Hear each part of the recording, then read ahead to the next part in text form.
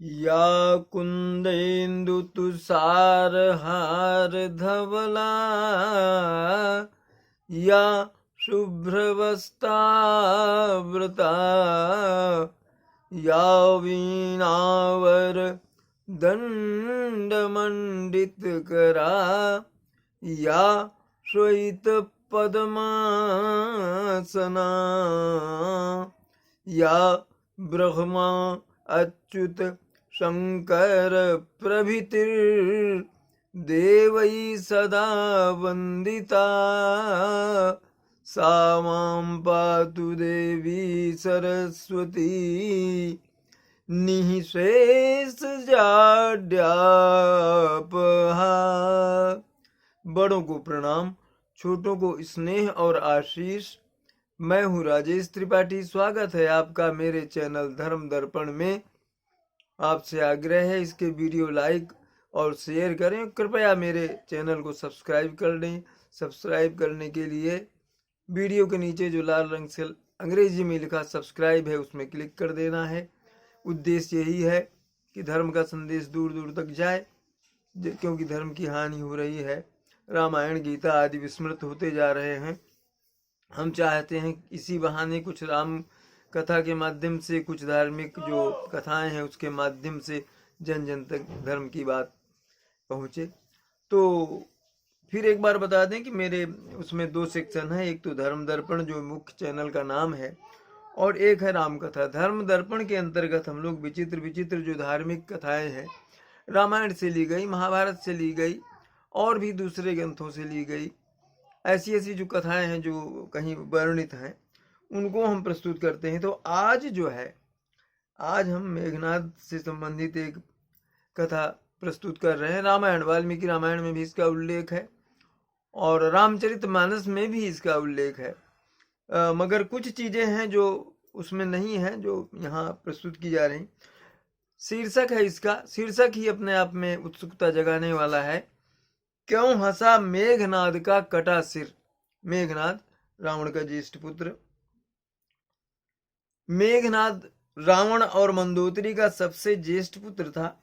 रावण बहुत बड़ा ज्योतिषी था। हम पिछले उसमें बताए भी हैं कि रावण संहिता ज्योतिष का उनका लिखा हुआ ग्रंथ है, जो बहुत ही ये है, माने उसका जो उपयोग है जो बहुत लोग करते हैं। ज्योतिषी लोग कहते हैं कि जहाँ भृगु संहिता जो ज्योतिष का ग्रंथ समाप्त होता है, उसके आगे रावण संहिता शुरू होती है। तो बहुत बड़े ज्योतिषी थे रावण। तो उनको ऐसा पुत्र चाहिए था कि जो महाबलशाली हो और महाप्रतापी हो। इसलिए उन्होंने क्या किया कि सभी ग्रहों को अपने पुत्र की जन्म कुंडली के 11वें स्थान पर रख दिया। मतलब 11वें, जब पुत्र पैदा हो तो उसके 11वें स्थान में जो सभी ऐसे ग्रह हैं उसमें रख दिया उन्होंने। और ये जो 11वां स्थान है वो ज्योतिष की दृष्टि से कुंडली में लाभ का स्थान कहलाता है। इससे हुआ ये कि रावण को, अब उसके बाद क्या हुआ कि रावण की प्रवृत्ति से परिचित से शनिदेव, तो वो समझे अगर महाप्रतापी इसका बेटा पैदा हो जाता है तो फिर तो और अनर्थ करेगा ये। तो उन्होंने क्या किया कि सारे ग्रह जो उसने 11वें स्थान में रखे थे, शनिदेव ने उनको 12वें स्थान पर रख दिया। 12वां स्थान जो है ज्योतिषीय दृष्टि से हानि का स्थान माना जाता है। अब इससे हुआ यह कि रावण को मनवांछित पुत्र नहीं प्राप्त हो सका। उसको पता चल गया कि भाई ये किस लिए हुआ है, तो शनि के कारण हुआ है। इससे क्रोधित होकर के उसने शनि पर जो है पैर से प्रहार भी कर दिया था रावण ने। जब मेघनाद का जन्म हुआ तो वह उस तरह नहीं रोया जैसे आमतौर पर शिशु रोया करते हैं। उसके मुंह से बिजली की कड़कने जैसी आवाज सुनाई दी, इसलिए रावण ने उसका नाम मेघनाद कर दिया था। मेघों के गर्जन से जैसी आवाज होती है उस तरह की आवाज हुई थी उसके रोने से। कुंभकर्ण के वध के बाद मेघनाद युद्ध में उतरा। पहले दिन के युद्ध में ही उसने सुग्रीव की पूरी सेना को हिला दिया, मतलब कपा दिया। इतना भयंकर युद्ध किया उसने। तो उसके बाद क्या हुआ, राम और लक्ष्मण तक उसकी मायावी शक्ति से बेबस हो गए। इसका कारण यह था कि मेघनाद ने अपनी कुल देवी के का यज्ञ प्रारंभ किया था। उस यज्ञ के बाद ही उसने युद्ध को किया था, जिसके प्रभाव से उसका रथ जो है बीच बीच में अदृश्य हो जाता था। तो राम लक्ष्मण देख ही नहीं पाते थे कि कहाँ है, कैसे हम निशाना उसको लगाए, लक्ष्य करें। अच्छा, मौका पाकर उसने राम और लक्ष्मण पर नागपाश का प्रयोग कर लिया, नागपाश में उनको बांध दिया। इससे क्या हुआ कि दोनों भाई जो हैं वो मूर्छित हो गए, नागपाश से मूर्छित हो गए वो। तो नागपाश के बारे में यह है कि नागपाश से मूर्छित व्यक्ति जो है वो अगले दिन का सूरज नहीं देख सकता, मगर वो मतलब अगले दिन के पहले ही उसकी मृत्यु हो जाएगी, ऐसी मान्यता है। तब हनुमान जी ने क्या किया कि तुरंत गरुड़ के पास गए और उन्हें लेकर के आए कि भाई इनको नागपाश से मुक्त करो। गरुड़ को देखकर नाग भयभीत हो गए, तो उन्होंने राम और लक्ष्मण को मुक्त कर दिया। उनकी मूर्छा भी दोनों भाइयों की दूर हो गई। अगले दिन मेघनाद ने अपनी शक्ति बाण से लक्ष्मण को मूर्छित कर दिया। तब लक्ष्मण के प्राण को बचाने के लिए हनुमान जी जो है वो लंका गए। लंका से सुसेन वैद्य जो था, रावण का जो वैद्य था, उसको उठा लाए। वैद्य ने हनुमान को उपाय बताया कि इनकी जान केवल संजीवनी बूटी से बच सकती है। उस संजीवनी बूटी को लेने हिमालय गए हनुमान जी, और उस संजीवनी बूटी से ही लक्ष्मण की मूर्छा टूटी, वो ठीक हुए।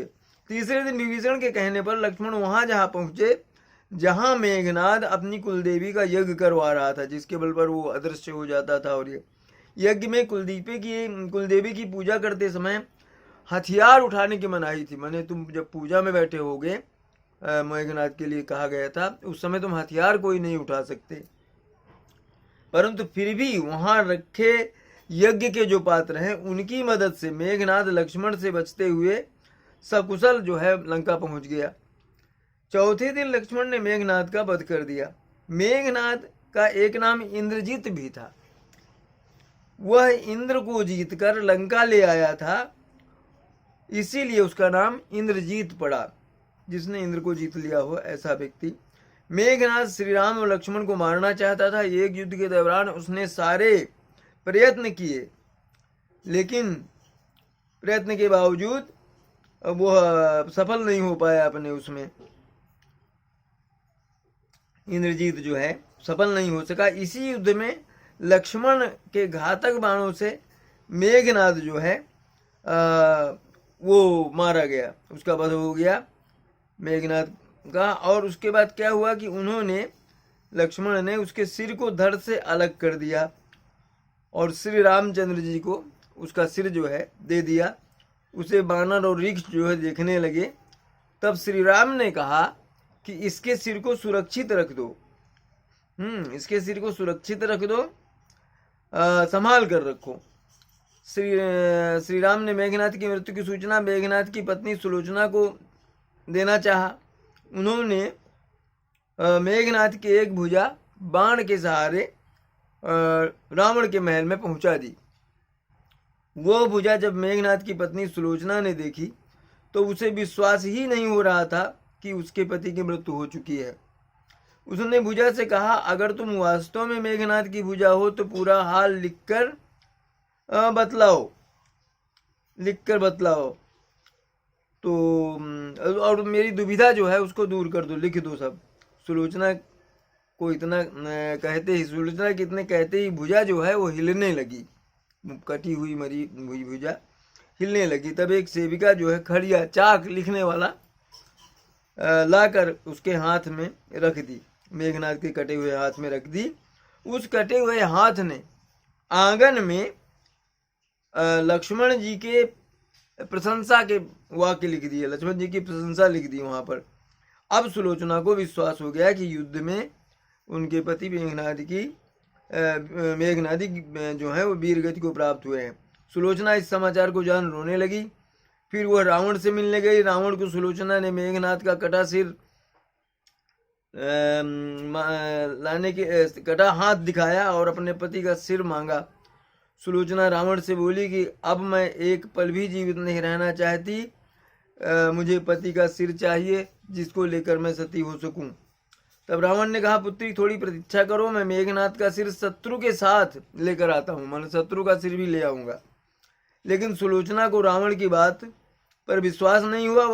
वह मंदोदरी के पास गई। मंदोदरी ने उससे कहा, तुम राम के पास जाओ, वो बहुत दयालु हैं। सुलोचना जब राम के पास पहुंची तो विभीषण ने उसका परिचय राम से करवाया। सुलोचना ने राम से कहा, हे राम, मैं आपकी शरण में आई हूँ, आप मेरे पति का सिर लौटा दें ताकि मैं उसके सिर के साथ सती हो सकूं। सुलोचना की दशा देख करके राम दुखी हो गए। उन्होंने कहा कि मैं तुम्हारे पति को अभी जीवित कर देता हूं अगर तुम चाहो तो। सुलोचना ने कहा, मैं नहीं चाहती कि मेरे पति जीवित होकर के संसार में कष्टों का भोग करें। मेरे लिए सौभाग्य की बात है कि आपके हाथों आपके दर्शन हो गए मुझे। मेरा जन्म सार्थक हो गया, अब जीवित रहने की कोई इच्छा नहीं है। राम के कहने पर सुग्रीव मेघनाद का सिर ले आए, लेकिन उनके मन में यह शंका थी कि मेघनाद के कटे हाथ ने लक्ष्मण का गुणगान कैसे लिखा। यह सुग्रीव के मन में शंका थी कि क्या ये सच है। सुग्रीव ने कहा, मैं सुलोचना की बातों को तभी सच मानूंगा जब यह नरमुंड हंसने लगे। सुलोचना के सतीत्व की यह बहुत बड़ी परीक्षा थी। उसने कटे हुए सिर से कहा, हे स्वामी, जल्दी हंसिए, नहीं तो आपके हाथ ने जो कुछ लिखा है उसे ये सब सत्य नहीं मानेंगे। इतना सुनते ही मेघनाद का कटा सिर जो है जोर जोर से हंसने लगा।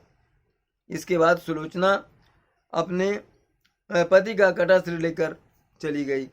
मेघनाद को केवल लक्ष्मण ही मार सकते थे, इसके पीछे भी एक कथा है। क्योंकि मेघनाद ने जब इंद्र को जीत लिया था तो इंद्र को मुक्त करने के लिए ब्रह्मा ने जब उससे कहा कि तुम इनको मुक्त कर दो, तो उसने वरदान मांगा था। उसके बदले में, इंद्र को छोड़ने के बदले में ब्रह्मा से वरदान मांगा था। उसने वरदान मांगा था कि उसे वही व्यक्ति मार सके। मेघनाद ने कहा कि मुझे वही व्यक्ति मार सके जो 14 साल सोया ना हो, उसने 14 साल तक कुछ खाया ना हो और 14 साल तक स्त्री को न देखा हो। इन सारी शर्तों को लक्ष्मण ही पूरा करते थे। यही वजह है कि मेघनाद का वध उनके ही हाथों में हुआ।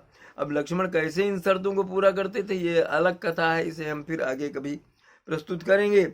आज इतना ही, और नमस्कार। अगर वीडियो अच्छा लगा तो शेयर करें और चैनल को सब्सक्राइब कर लें कृपया।